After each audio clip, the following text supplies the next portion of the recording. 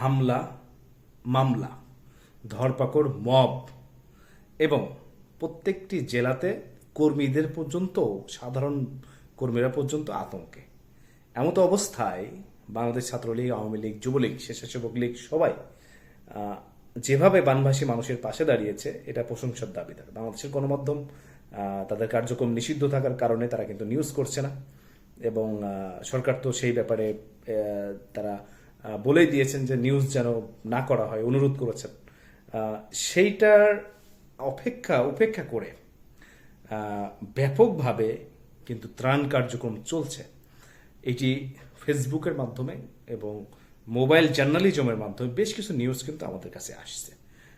আমি ধন্যবাদ জানাবো যে এত কঠিন সময়েও ত্রাণ কার্যক্রম পরিচালনা করার জন্য এবং ব্যাপকভাবে পরিচালনা করার জন্য। তারা সেখানে মব সৃষ্টির ভয় উপেক্ষা করছেন, তারা সেখানে গ্রেপ্তারের ভয় উপেক্ষা করছেন।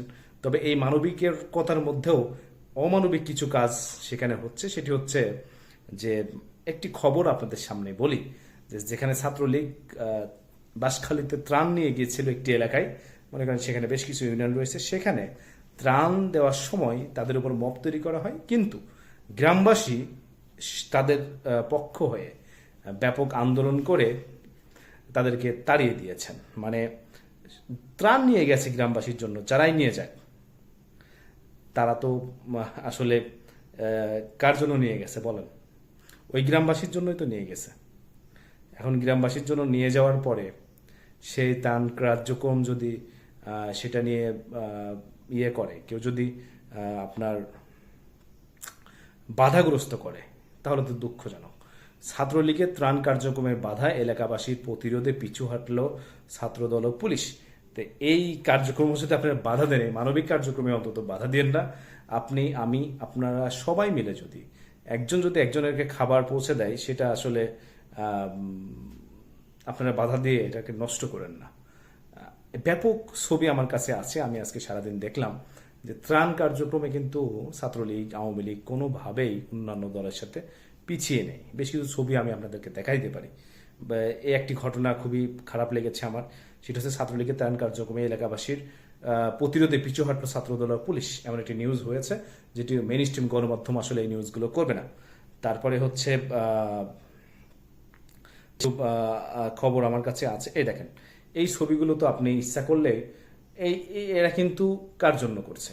মানুষের জন্যই তো করছে।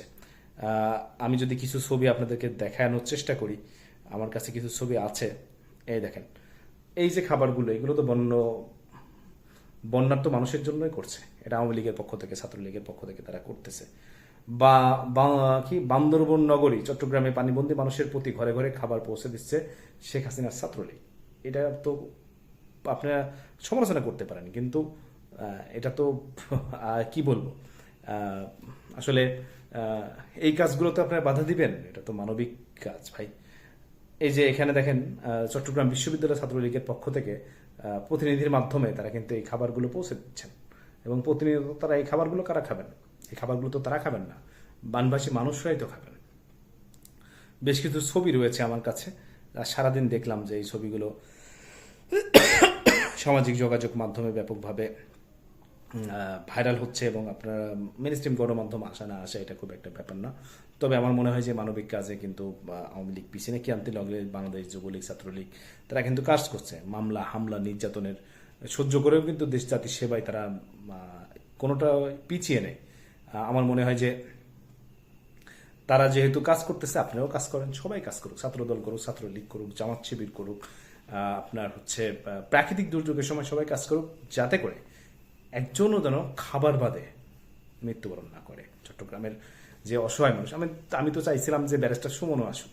ব্যারিস্টার সুমন থাকলে তো ওখানে 2-3 কোটি টাকার, যদি সে চেষ্টা করতো 2-3 কোটি টাকা মানুষ তাকে দিয়েছে পড়বে। 100 জন 1000 জন মানুষ হলেও তো খাবার পেত।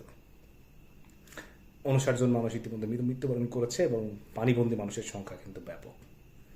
হয়তো ত্রাণ জায়গা মতো পৌঁছাচ্ছে না, ত্রাণ পৌঁছাচ্ছে, প্রথমে কিছু এলাকা পাচ্ছে, কিন্তু গভীরে কিছু এলাকা রয়েছে তারা কিন্তু পাচ্ছে না। ভালো থাকবেন সবাই।